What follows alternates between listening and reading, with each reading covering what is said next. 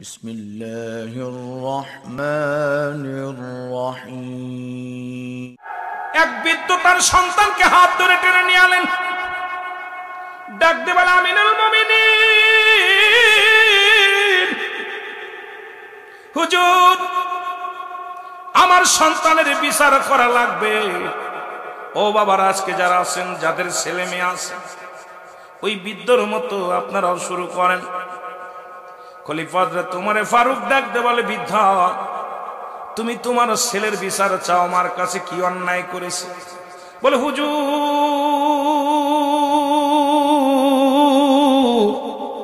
আমার সন্তান গুরুতর অপরাধ করছে, অন্যায় করেছে। অন্যায় হলো এক নম্বরে আমার ছেলে মানুষ হত্যা করেছে। জোরে বলেন আল্লাহু আকবার, জোরে বলেন নাউজুবিল্লাহ। এক নম্বরে মানুষ হত্যা করেছে। হত্যা করা পাপ না নেকি? কথা কন, পাপের কাজ না নেকির কাজ? সন্তান মানুষ হত্যা করেছে। আমিনুল মুমিন ডাক দিয়ে বলে, যুবক তুমি কি মানুষ হত্যা করেছো? বলে, জি। তুমি কি জানো না মানুষ হত্যা করা মহাপাপ? জীবত্ব করা। তুমি কেমনে তুমি মানুষ হইয়া মানুষকে হত্যা করলে? বলে, হুজুর আমি জানতাম না, এখন জানতে পেরেছি। এর বিচার কি তুমি? বলে, হুজুর যা বিচার করবেন আমি মাথা পেতে মেনে নিব। 2 নাম্বার অপরাধ, আমার সন্তান জিনা করে। জোরে বলেন আল্লাহু আকবার। এই জন্য আল্লাহু আকবার বলতেছি, কারণ আল্লাহ যেন আমাদেরকে সেবা করে। আল্লাহ এই সমস্ত খারাপ কাজ যেন না করি। আল্লাহ তোমাকে সাক্ষী রেখে বলতেছি, আল্লাহ আমাদের দিয়া তুমি অন্যায় কোন কাজ যেন মাস্টার ইবলিস না করায় গো। আল্লাহ আমাদেরকে সেবা করো, আমাদেরকে বাঁচাও। জোরে বলেন ঠিক কিনা? আমিনুল মুমিনিন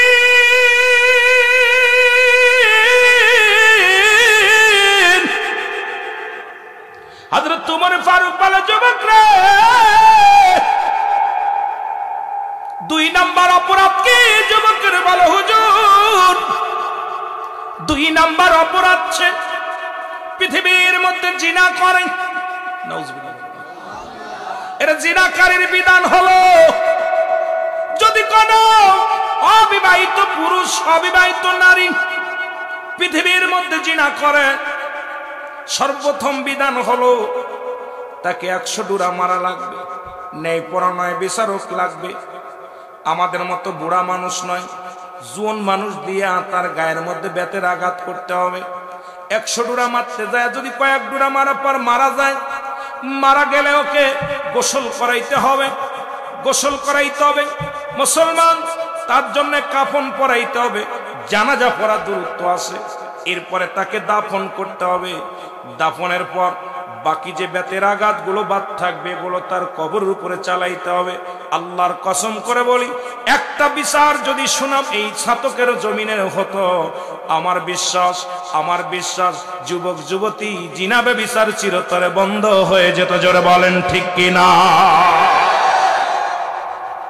এত গেল যুবক যুবতীর জন্য।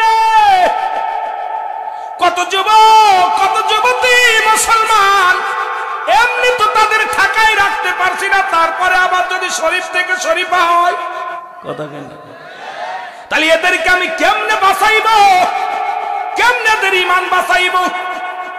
শুধু তাই না রে মুসলমান, শুনে নাও, যদি কোন বিবাহিত পুরুষ বিবাহিত নারী পৃথিবীর মধ্যে জিনা করে, শাস্তির বিধান হলো তার বুক পর্যন্ত মাটির ভিতরে পুঁততে হবে।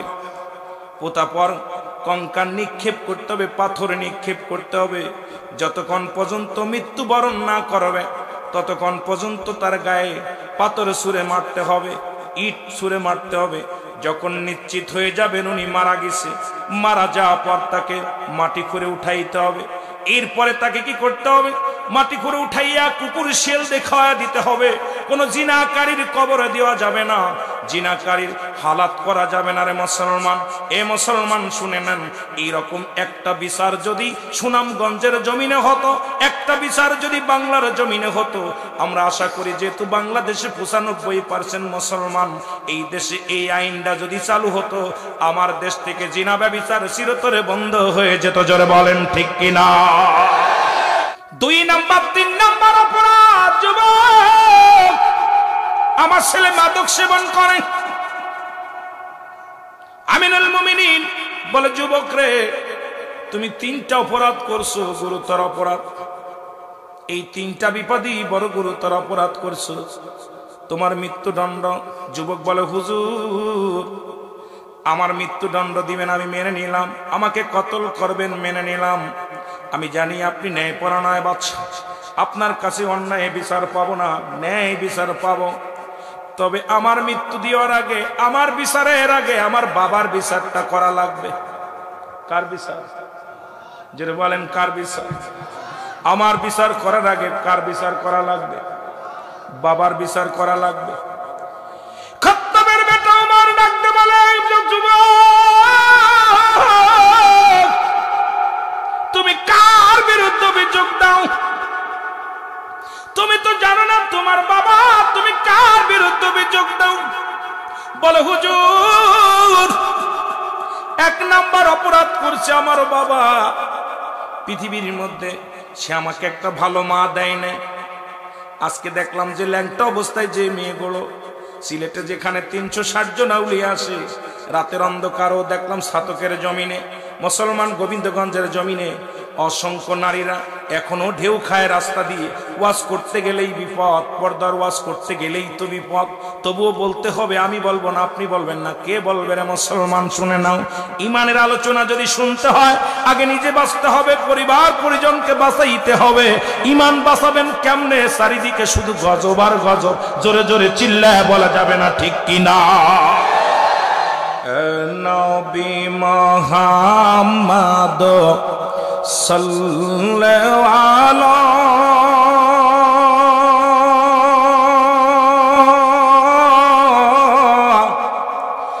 আপনার দুরুদে আসে খায় নবী। একটা নাত বলি সবাই, নবী মুহাম্মদ সাল্লাল্লাহু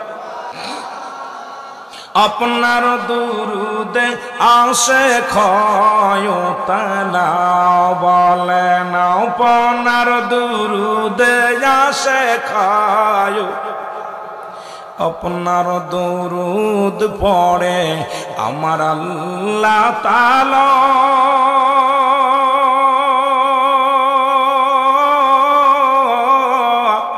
আপনার দুরুদ পড়ে ফেরেশতারা ইয়া নবী। মুখস্থ করেন না, মহব্বত 2-4টা কলি। ইয়া নবী মুহাম্মদ সাল্লাল্লাহু আপনার দুরুদে আসে খয়তালা বলেন, আপনার দুরুদে,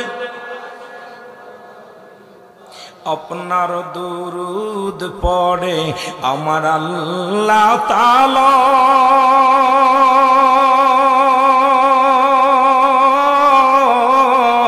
আপনার দুরুদ পড়ে ফেরেশতারা। এ নবী বলেন, নবী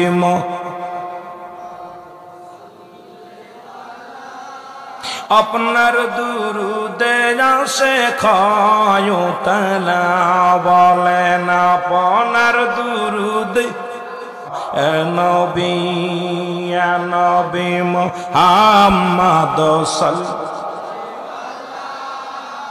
আপনার দুরুদে আসে খয়। এই তাতি কোনারে আসে কে কান্দে শোন মদিনাওয়ালা।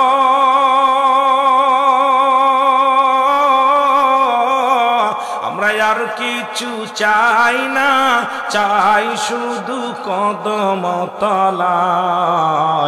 নবী সাতকবাসী কান্দে বসে শোন মদিনাওয়ালা,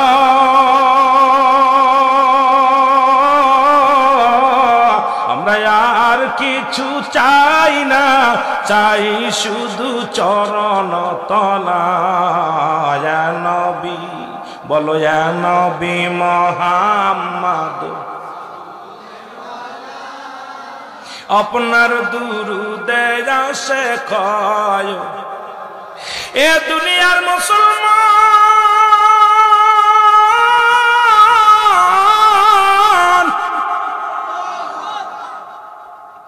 যুবক বলে হুজুর,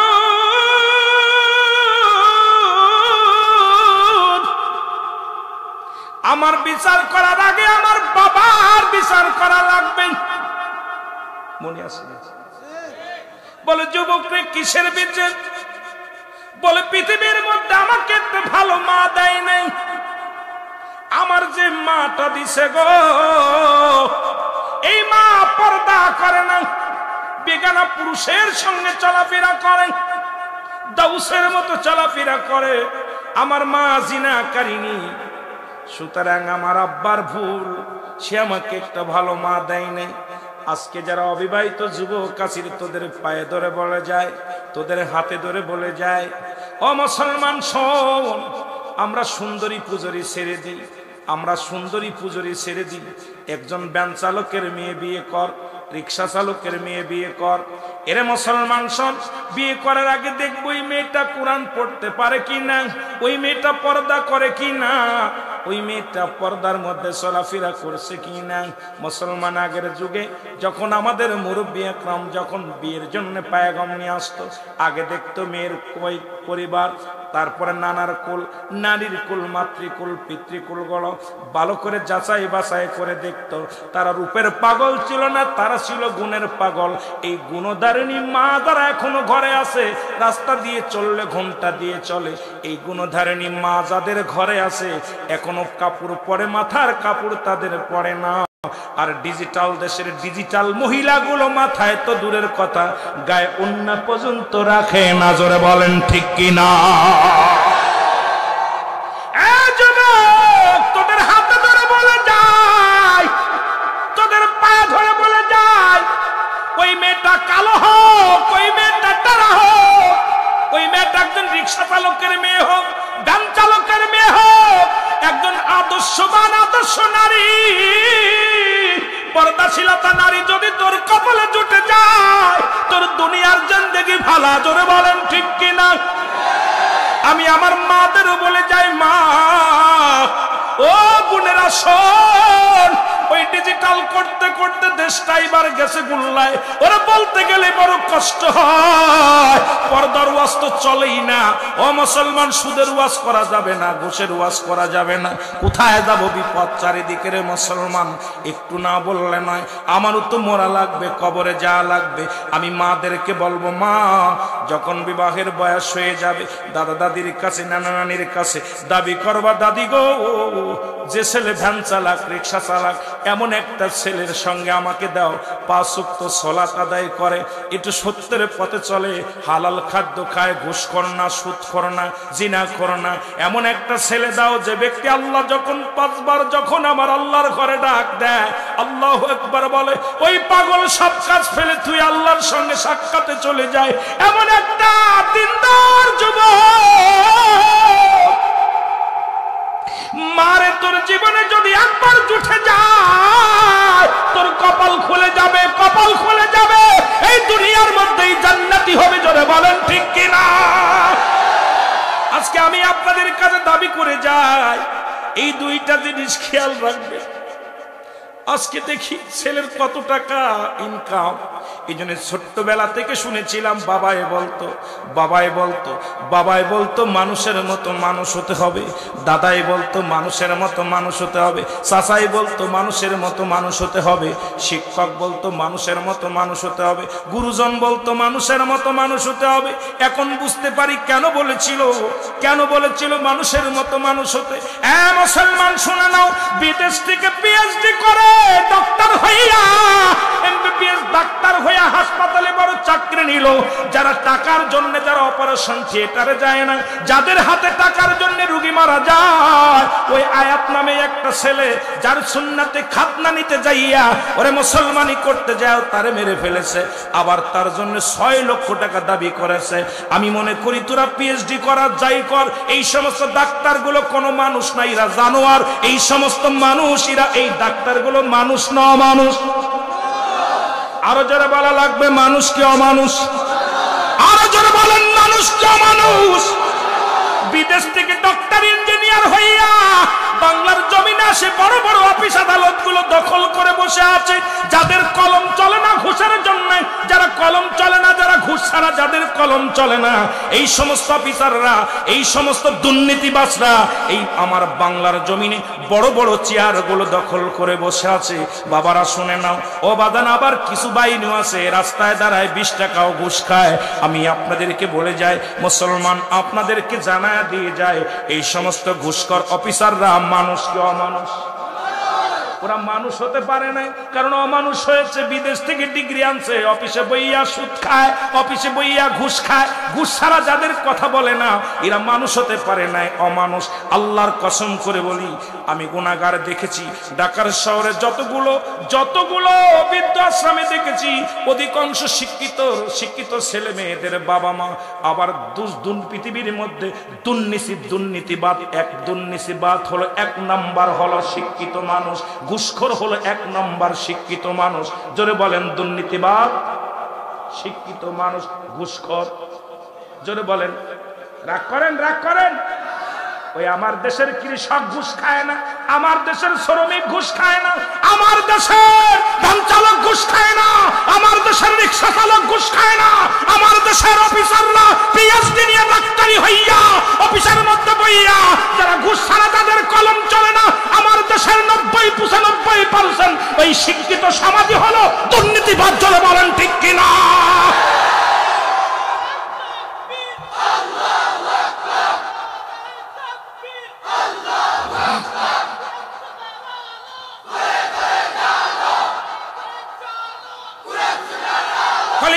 তোমার ভালো যুবক,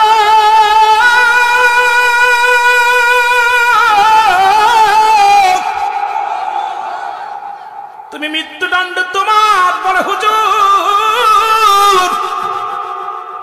1 নাম্বার অপরাধ আমার বাবা সে একটা ভালো মা দেয় নাই। তাহলে আজ থেকে প্রতিজ্ঞা করবো, যারা বিয়ে করেছি আমাকে তো দ্বিতীয় বদলানের কায়দা নাই। যদি যত ওলামা ইকরাম আছে কেউ ফতোয়া দিতে পারবে না, কোন বিবি তার স্বামীকে তালাক দিতে পারবে ইসলামের বিধান অনুযায়ী, স্বামী তালাক দিতে পারবে, স্ত্রী তালাক দিতে পারবে না।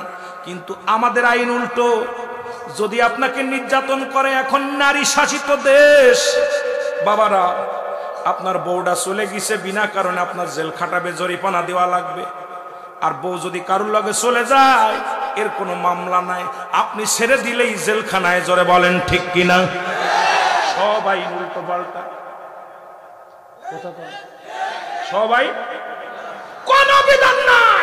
3 নাম্বার, আমার আব্বা জান আমাকে কোন কোরআনের জ্ঞান দেয় নাই, হাদিসের জ্ঞান দেয় নাই, কোনটা হারাম কোনটা হালাল, কোনটা জায়েজ কোনটা না জায়েজ, এই জ্ঞান আমার মধ্যে নাই। সুতরাং 3 নম্বর অপরাধ আমার বাবার। সে যদি আমার কোরআনের জ্ঞান দিত, সে যদি আমার হাদিসের জ্ঞান দিত,